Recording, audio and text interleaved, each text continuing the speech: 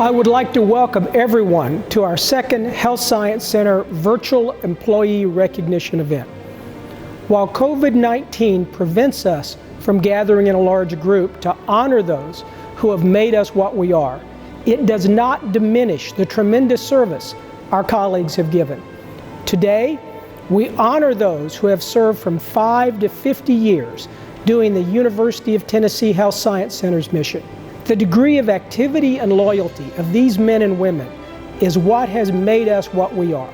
That is why we graduate over 1,000 healthcare professionals a year, do over $122 million in research, and do groundbreaking clinical care. This degree of commitment is unique and shows why we have advanced our mission and why we remain one of Memphis's best workplaces and the largest healthcare educator in the state of Tennessee. The commitment to the Health Science Center shown by everyone during the pandemic is what has allowed us to continue to do our research, our clinical care, our public service, and to graduate our healthcare professionals on time. From Memphis to Nashville to Chattanooga and on to Knoxville, Health Science Center employees have made us a statewide institution. Thank you.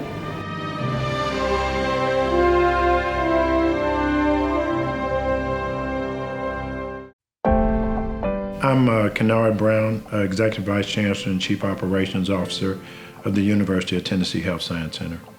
I think 2021 has been a challenging year. You know, the pandemic brought out the best and the worst. I think we've all faced challenges that we could not have envisioned. That being said, you know, I think we've accomplished some things this year. We successfully matriculated our medical students, our pharmacy students, our dental students, our nursing students at a time when healthcare and the future of healthcare is more critical than ever.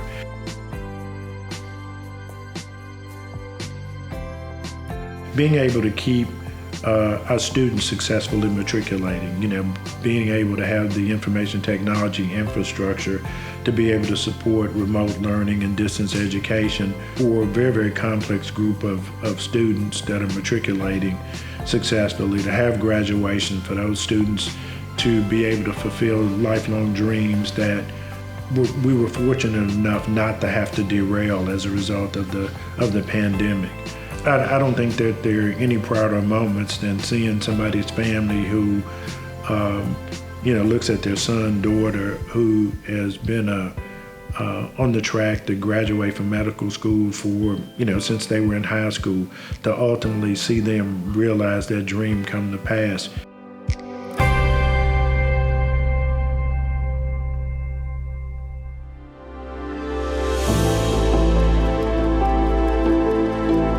People in general have become fatigued. I think the pandemic just wore people down. You know, people found themselves being homebound for weeks, months on end, and it just took its emotional toll on people in general.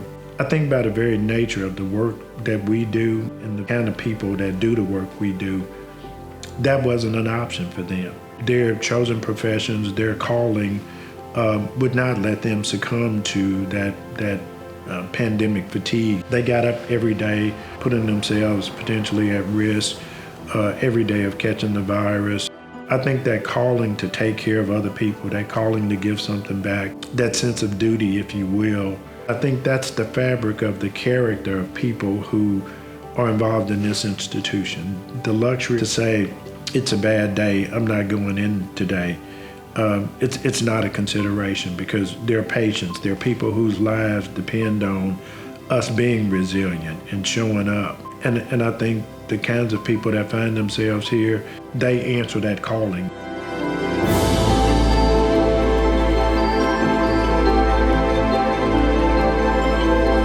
To say thank you would be a little bit of an understatement. I don't think that faculty and staff particularly really understand how great their contribution is, because that next generation of trauma surgeons and people that are out there taking care of people and saving lives every day, they create that product. And so whether you're an administrative assistant in an office or, whether you're a faculty person teaching anatomy, everybody here plays a part.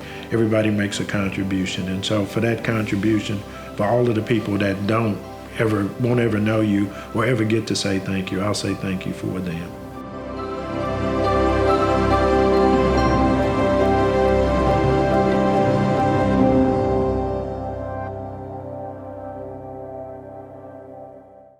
It is now truly my pleasure to introduce the 2021 Service Recognition Honorees.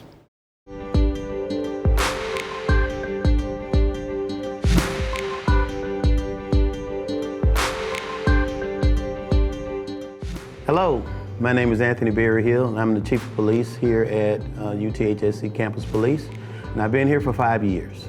Well, my name is Jean Purdy-Karras.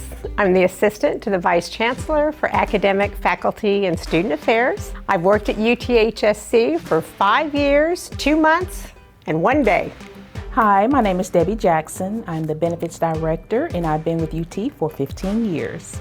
My name is Sam DeGego Jack. I'm a professor of medicine and currently Chief of the Division of Endocrinology, Diabetes, and Metabolism in the Department of Medicine. So I've been here for 20 years. Hello, my name is Aaron Haynes. I'm the Assistant Dean for Graduate Medical Education in the College of Medicine, and I've been with the university for 25 years.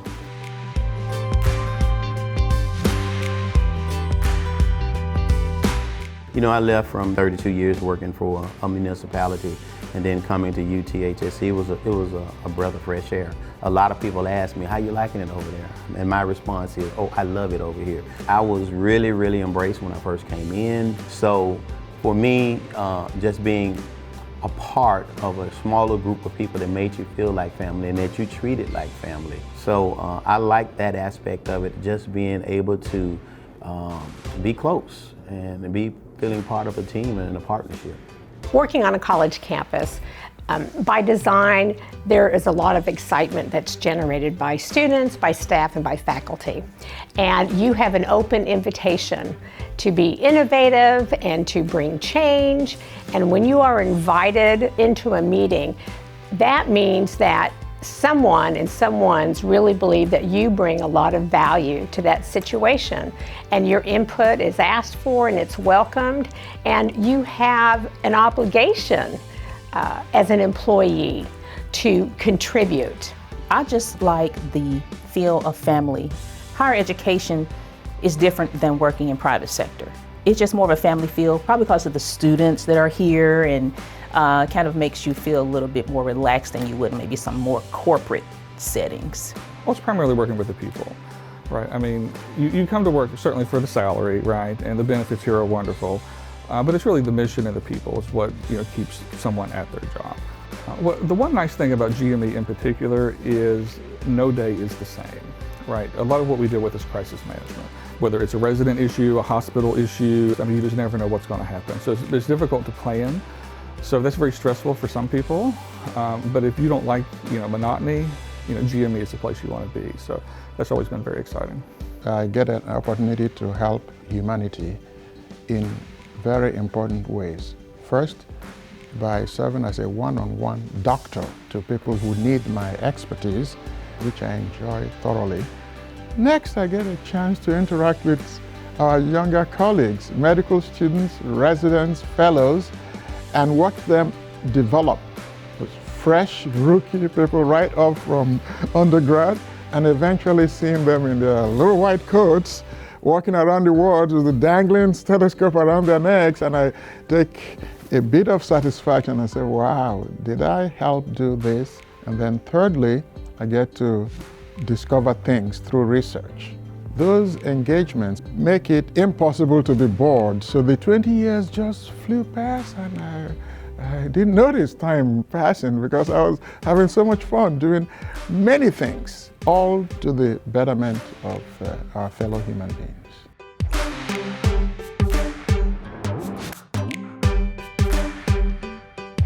We put on events like having coffee and donuts with a cop, or meet the chief day when the new students come on campus, and we'll sit out and I'll serve ice cream. I bought like 10 5-gallon buckets of ice cream. I served ice cream so long that my hands started swelling up.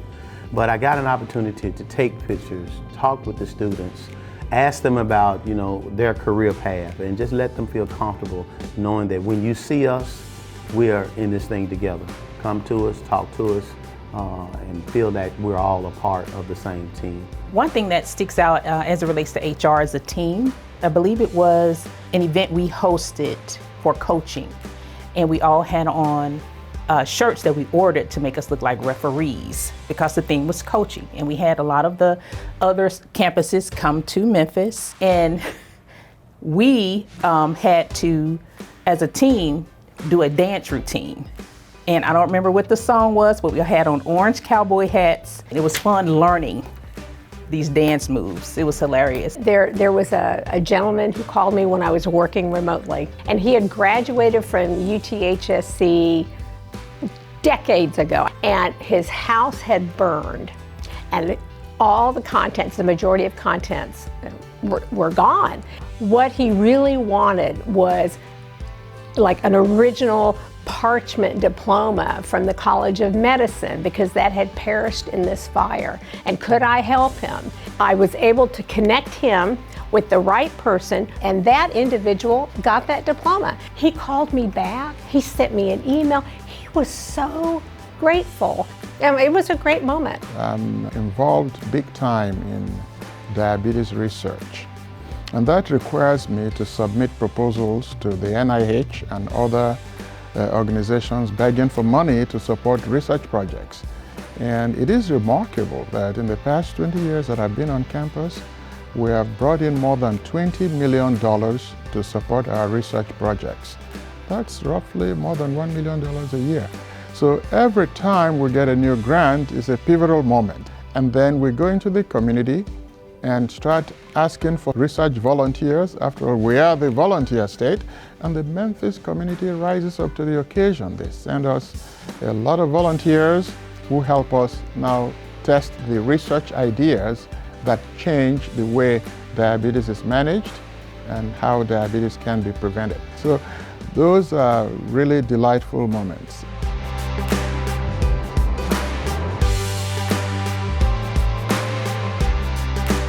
In my role as an assistant, I do lots of amazing things every day, but they all add up to be amazing things that play out on our campus, and it's really a gift to know that I contributed in some way, shape, or form with that. One of the main parts of my job is to make sure that employees who are preparing to retire are able to do so with very few hiccups, and retirement is a huge deal. And you have to make it where it's easy to understand, and with them not having any information or understanding of some of the details, it makes me feel good to be able to show them, hey, this is not very hard. We just go over all of the steps, and you kind of calm their fears. GME, we oversee 75 different accredited programs, about 950 residents in various specialties at all the hospitals in the city. And you get to know everybody on campus. So you get to know a lot of people, a lot of interactions. I have 35 police officers, about 32 security officers. I have a great team of men and women here that are really, really dedicated to providing great customer service. And I get letters from people that come in all the time and call over here and just say, I just wanted to let you know, Officer XYZ went way above and beyond. He did this for me. He held the door. He pushed me all the way up to the floor that I was going to in my wheelchair.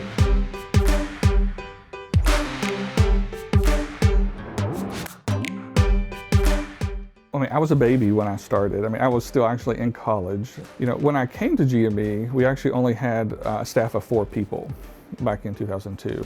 And we have 45 people now. So we've had some explosive growth over the years. There's so much. My first day at UT, Human Resources was in the Bill building. And when I walked in, the office was fine, but the building was horrible. The building was old, the bathrooms were old.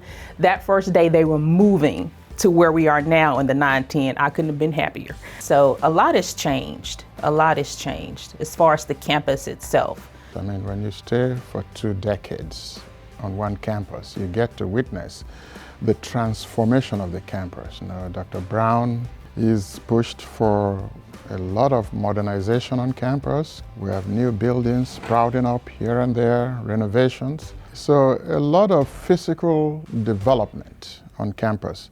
I think the permanent features are the people. When I say permanent, I mean the way the university feels. The family feel has never gone away, even with the change of leadership, some of those new buildings, some of those new departments. The feel of UT has not changed for me. I feel the way I felt when I first started. That second home, love to come to work. Personally, I love to come to work. I don't mind it at all because I look forward to working with my team.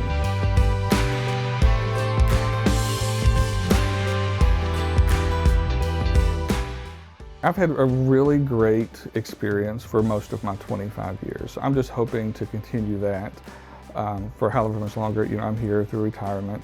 Personnel, I'm always climbing to get additional personnel. I'm always going to be wanting better equipment. And just like anything else, like with IT, there's always going to be some more equipment that's going to come out to help you better serve the people that you're working for. Hopefully the pandemic will be over. And I'm just looking forward to see how things will actually work. If we are going to continue to kind of be in this hybrid work mode. But for me personally, I just continue growing my career. I enjoy HR, and as long as they'll have me, I'll be here. Yes, there is so much uncertainty still around us, and we don't know how things are going to be 3-5 years. But we are in the business of educating all these students. That is our vision and that is our mission. And again, as an employee of the UT system, that is our call. That's our call. I look forward to remaining active in teaching, patient care, and most importantly, continuing to push the envelope when it comes to discovery of new treatments and hopefully a cure for diabetes.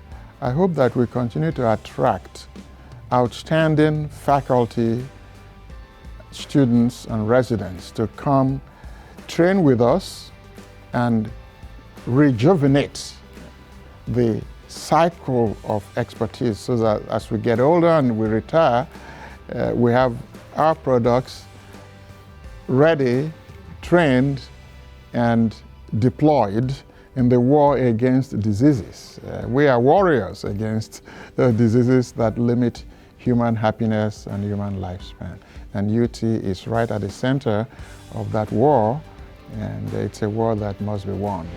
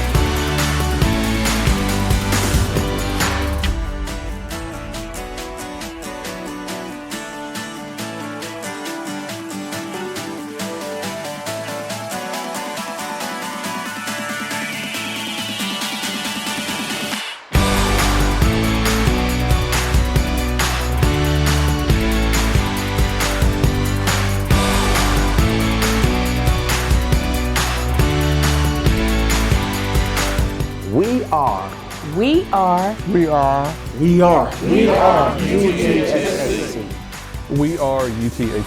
We are UTHSC.